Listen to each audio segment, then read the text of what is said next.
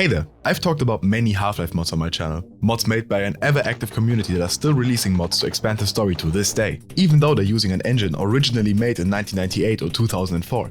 Going back to 2007 though, there's one mod that a ton of people still talk about, a mod called Paranoia. Paranoia moves completely outside of the Half-Life universe to instead tell its own story set in Russia, and pushes the now 27-year-old Gold Source engine to its limits in the process. I'll be summarizing, analyzing and reviewing this mod and its very controversial sequel that released in 2015. Subscribe! Thank you! So first off, what is Paranoia?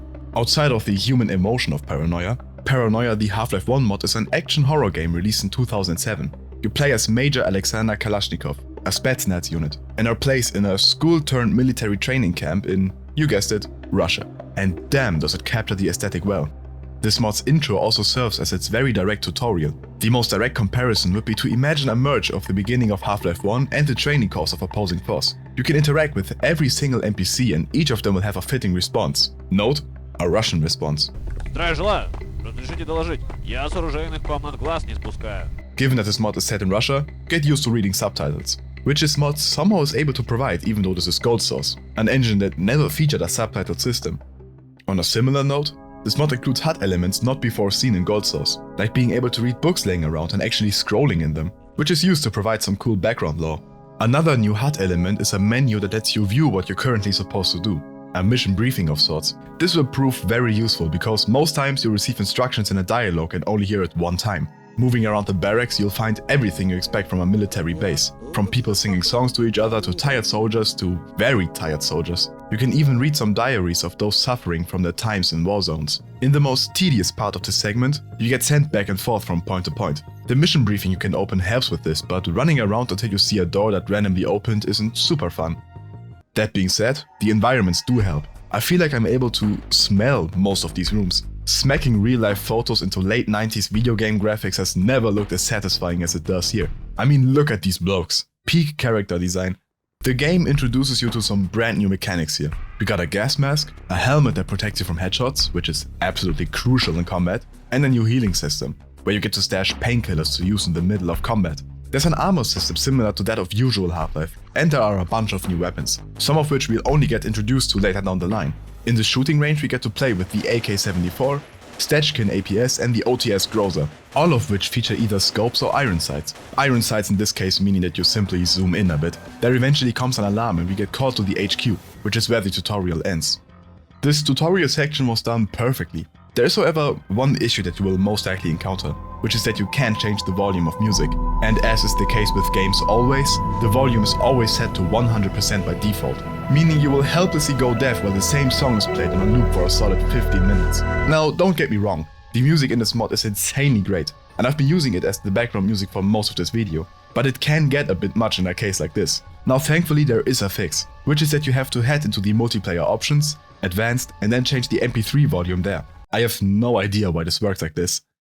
At the HQ we get told about a hostage situation at an industrial site, and so we drive there. Not sure if this is maybe just me, but I absolutely adore scenes like this where you actually sit in the back of a vehicle and actually go somewhere. This scene is obviously just stationary, but it's the thought that counts. It's a cozy vibe. The scene we arrive at has its own unique aesthetic again, one that many may equate to the Stalker games. The light outside is incredibly unique and once more, I feel like I can smell the air here. The gameplay is actually insanely fun. During this entire assault on the building we receive multiple new weapons, including a PKM and an ASVAL, which we receive in this cool section where we have to snipe off individual terrorists from a vantage point.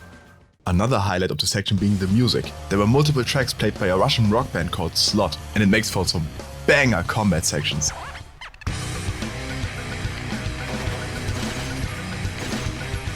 We find out from one of the hostages that the terrorists were chatting with someone in English, and that they're heading to a gate to an underground bunker. And so we head there too. These outside areas feel like they're ripped straight out of a creepypasta about a game bought at a garage sale that was supposedly haunted. Because, as you may remember, this mod is known for being a horror action mod, and yet there has been no horror thus far. This creeping thought that horror will be introduced at some point builds a lot of tension. This is similar to another popular horror mod called Underhell, a mod I managed to squish into just about every video I make because it's my absolute favorite mod of all time. That mod starts with you as a SWAT unit going through training and then taking care of a hostage situation, only after which the scary stuff starts taking place in a total tone shift. Paranoia is more gradual with how it introduces horror elements. That being said, this wasn't the last Underhell parallel. One of the first introductions of horror is done right here in this outside area, where you see this entrance to a bunker. Going down you will find nothing but absolute darkness. Occasional noises and the pure thought of knowing that this game is known for its horror elements will build up so much tension that you'll be glad once you leave again. Because that is all there is to it. The tension. Nothing is really down there, at least nothing that I found.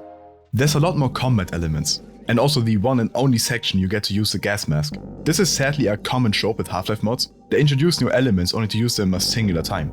Same can be said for Opposing Force and its ropes actually.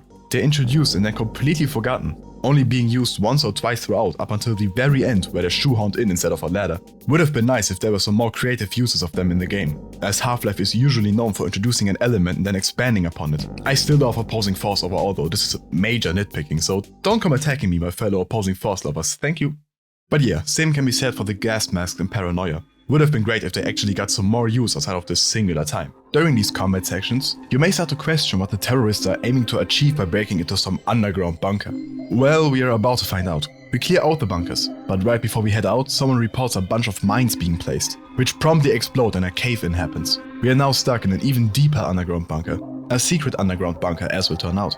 And it is here that the best scene of this mod will play out. And this scene is perhaps one of the best I've seen in media in a long time as a whole.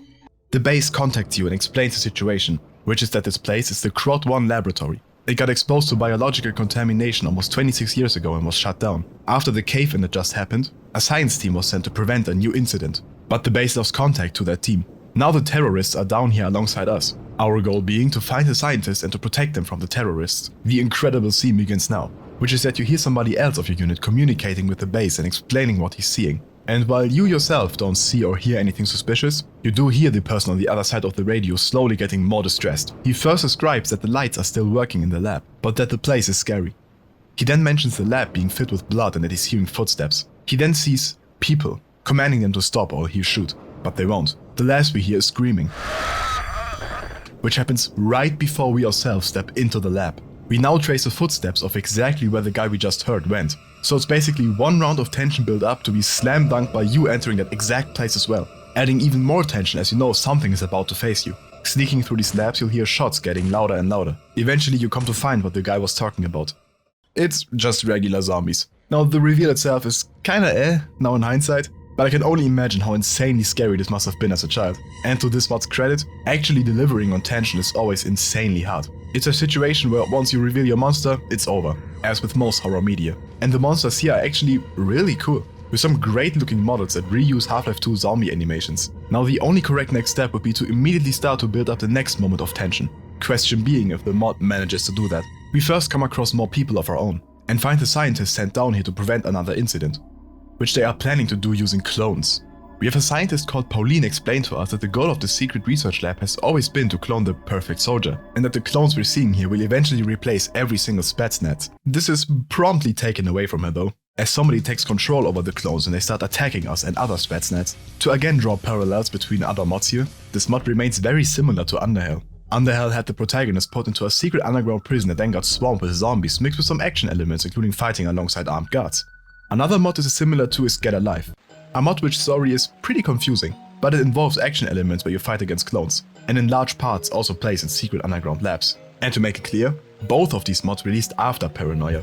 Getting back to the game though, we're tasked with finding a source that is blocking transmissions, or something. Following the story proved a bit hard with all the names of different locations thrown around, though I don't assume many people come for the story anyways when we've got great visuals like these. With every room you enter featuring a new contorted zombie variant that are just so horrifyingly great to look at. Though unfortunately enough for most of them, these are the only times they'll be used. We eventually find the source, which by skimming over this 6,000 word text laying right next to this dead body turned zombie breeding facility, we find out that this is the dad of the scientist we met earlier, Pauline. This reveal was actually somewhat cool to see. We then leave the facility, during which foreign sabotage units try and kill us, which felt rather shoehorned in considering we are about 5 minutes away from the ending and we never get a resolution to these guys. We shoot down a helicopter and the game ends. Yeah, it's that quick. We see one last cutscene before the credits that is showing the layers below the ground, which was honestly quite well made. The ending shows zombies approaching Pauline. Quite the cliffhanger ending. One of, if not the only complaint a lot of people have about Paranoia is its length, and I couldn't agree more. This mod set up such a great premise, so many cool enemies and so many different factions. This mod could have quite easily fit double the playtime and not have it get tiring. Have the player stuck in the facility even longer, tease the source even longer, and have it be the grand reveal. Perhaps even add a boss fight element to it. Explore the foreign sabotage units even further. Perhaps give them an actual background. I do myself have a few more nitpicks to the game though. One being the combat. The enemy's health was insanely high to a point where only headshots were viable to deal damage. It felt like most of your weapons were airsoft guns, and using anything other than the PKM made little sense. Another issue being the relentless use of text to tell stories in the game. Now to the game's credit, it does also explain stuff to you more directly by speaking with characters and similar. And I think small amounts of text on the side like the diaries at the start were fine enough. Though in the lab sections there were these huge blocks of text that I can't imagine anyone really reading. And the reveal that the source is the dad of Pauline is hidden away in the middle of this note. There was also an issue of close to no autosaving. You have to bind quicksave to something accessible if you don't want to lose huge amounts of process, pretty much in every room. Overall though, I can only recommend playing Half-Life Paranoia. My personal tip would be to play it on easy just to make it a bit more enjoyable. You will feel disappointed once it ends because it truly is a shame how short it is. But the short experience you do get is well worth it. Paranoia 2 though, oh boy.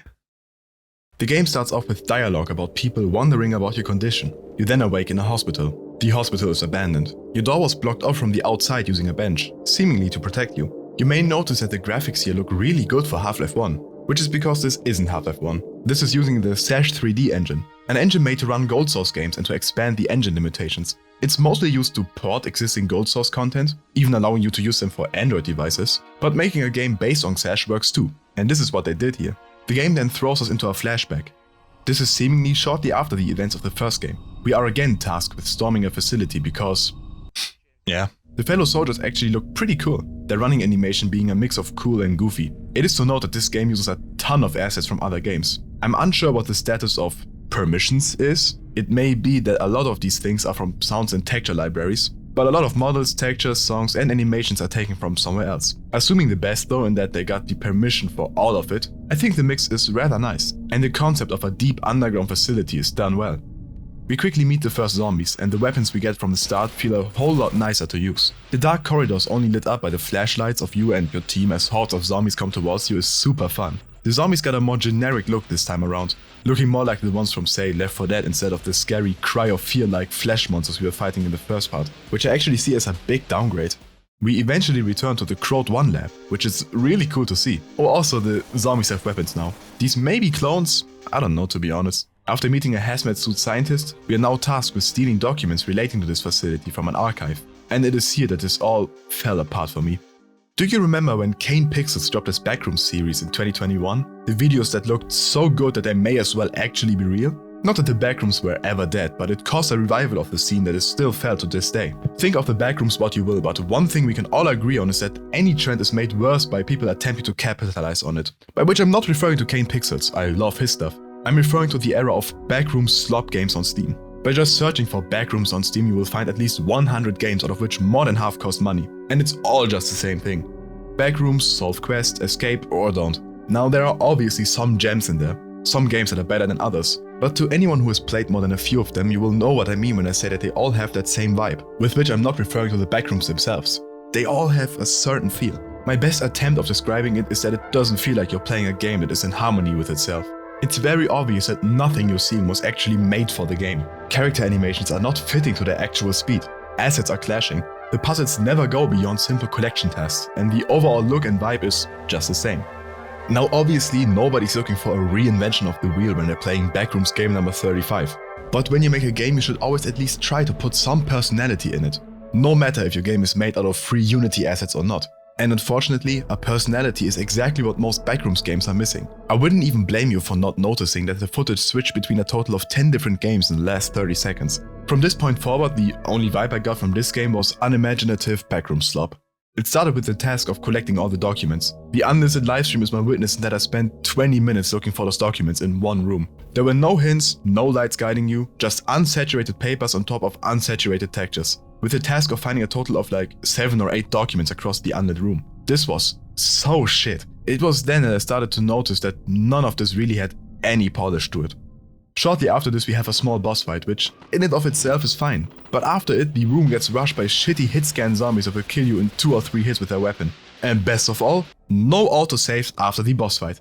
I want to die so you're just gonna have to do it again. The already frustrating combat is made worse by the AI companions, like this smart gentleman who managed to mock the loser zombie by tanking shots and doing nothing but looking at me instead of firing back. Or a minute later where he'd rather just stand there and get bounced back and forth instead of firing at the zombies. I then saw this weird cutscene reveal of the scientist now being a zombie, then died somehow 2 minutes later to then be placed before the cutscene again. The game was dead to me at that point. I quit this mod a short amount of time later when I saw spiders being introduced as enemies. Okay, no, that's the end of this. And you guys know I can't handle spiders, but I had to go back and finish it. And I regret it. I immediately opted to enable cheats and I modded the spiders out. I'm not kidding about my arachnophobia, I swear. Even with the cheats enabled and the spider enemy being completely removed, the mod somehow managed to be hard as hell. I had literal god mode, which was how I discovered the mechanic that zombies can punch your weapon out of your hands. Not with a certain chance or anything, no. Every time they hit you, you will lose your weapon. Which is especially made worse by the fact that switching weapons takes like 5 seconds, during which there are a solid 3 seconds where you don't even see anything you're holding. Zombies have the perfect chance to knock your weapon out of your hand here without you noticing, because there is no sound cue or text on screen to notify you. And given that most maps are pitch black for at least half of their duration, it's insanely easy to lose a weapon without realizing, especially if you aren't aware of the feature, just as I was until about half the game was done. Otherwise, I basically finished this mod with the same weapons I started with, which is very weird considering that when I tried cheating all weapons, it turns out there are like 5 more weapons I didn't even come by, so I must have missed them somehow. And I wonder how that happened given I checked every corridor 20 times involuntarily because I never had any idea where to go due to the developers thinking it would be a good idea to just not include any lights outside of your flashlight and to never guide you anywhere. The mazy nature is part of the underground complex setting, which is why it's important to guide the player correctly. This game serves as an example of how not to do it, which screams of a lacking amount of playtesting, which you'll notice either by the fact that you barely find any supplies, the fact you never have an idea where to go, or by the fact that the game doesn't autosave ever and thus has you doing the same painstaking part over and over again. There was this random water that did damage that I never found the way around. There was gas in certain rooms where you have no idea where it starts and where it ends, which is insanely crucial because you find like 1 painkiller per month in this game. And even worse, it adds this distortion effect that lasts for 30 seconds, no matter how long you spend in the gassed area, and no matter if you put on your gas mask or not. One of the cooler parts of this game was Pauline returning, at least for a very short moment. I think the reveal of her was somewhat cool given that it extended upon the post-credit scene of the last game, but the scene was merely a little bump of happiness in what was an absolute torture of a video game experience. One of the first things we have to do after meeting her is go to her upper staircase, with an AI that makes Rosenberg's pathfinding accuracy seem like heat-seeking missiles. After this I lost her and wasn't able to find her. Until I did. She was lying dead between some zombie corpses, which for some reason did not load the last save game automatically. And as if all of that wasn't enough yet, the last autosave before this was right before the staircase. A segment that at this point was about 15 minutes ago. I hope you guys see why I'm so frustrated with this game. Near the end I genuinely had no idea where to go, so I just cheated to the next and also last level. The underground facility got blown up, I believe. Then we pass out due to the virus presumably. You are then back in the hospital from the beginning. The plot twist being that the entire world was destroyed by the zombie virus. Again reminding me of a similar game. The end is another cliffhanger. You hear people asking for survivors on an ambulance radio, but I'm not sure who really cares. And with the time since this game released being longer than that between the first and second game, I doubt we'll ever get a sequel. But if we do, they really need to work on improving the AI, combat, story and the overall synergy of all the elements. Because this game was a slobfest like I've never seen it before. And it's not that this game is an asset flip, it may or may not be, but the assets themselves aren't the biggest issue. It's just that there is no soul in this game. It's like you asked an AI to program a sequel to Paranoia and it spat out this, which was so disappointing given how great the first part is. To get a bit more analytical, I think most critiques of the sequel stem from the simple fact that they did not do sufficient playtesting. Valve, for example, is known for making some of the best single-player and co-op games experiences out there. They're also known for scrapping entire games and starting anew. Why is this? Because of playtesting. They do vigorous amounts of playtesting with all kinds of people, including just asking people on the street if they want to play the new game. Most importantly though, they don't interfere. They simply watch people play. And wherever they notice any amount of frustration, they will adjust. If you're making levels, you presumably want people to enjoy them. And the best way to do this is by getting other people's thoughts about them before you release. Or even better, before you even get to texturing your level. You yourself are often blind to the mistakes in your creations, given you made it and know the ins and outs of every corner of your map. You know where the triggers for gas damage start, players don't. You know the path to the next level, players don't. And all this can easily be corrected. Underhell is perhaps the best counterexample to this. Not to say that it's perfect in guiding the player, I admit that I got lost sometimes too, but in general you will always have a clear idea of where to go. And look, I don't want a path being drawn onto the floor with text hints around every corner. There are so many better ways to do it. Cleverly placed lighting that guides the player, clear communication to the player about where to go, NPC companions that actually guide you. These are just some of the ways to get the player down the correct path in a natural way. Communicating to the player in a natural way is an art form that is hard to master, and the simplest way to master it is to watch people play your level and adjusting accordingly, which is what I hope the team ends up doing if Paranoia 3 is to ever release, because this game's universe continues to have an interesting premise, and at this point features a story to build off of. As much as I suffered while playing it, the sequel can have its charm, and it is free to play after all. But I really think your time is better spent playing other mods like Underhell or any of the other mods I talked about on my channel. The first part is a lot better if you ask me and most other people. I'd recommend skipping the sequel, simple as that. I appreciate the effort put into it, and the intro was very promising, but the rest just wasn't my cup of tea at all. If you're a fan of horror action shooters, then maybe you'll have fun playing it, because there certainly are worse games. Not that I could name you any personally. Let me know what you think about both parts though. Shout out to X for recommending this mod, X being a person, not Twitter. Otherwise, thank you for watching. I want to die. I want to die.